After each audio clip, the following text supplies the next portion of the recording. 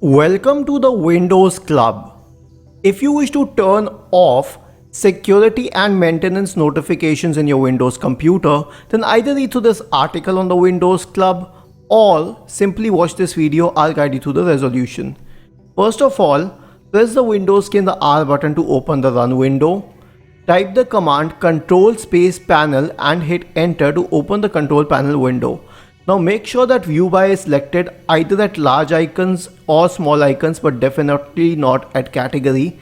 Then click on security and maintenance. Click on this option on the left panel which says change security and maintenance settings. You will see all these checkboxes for notifications.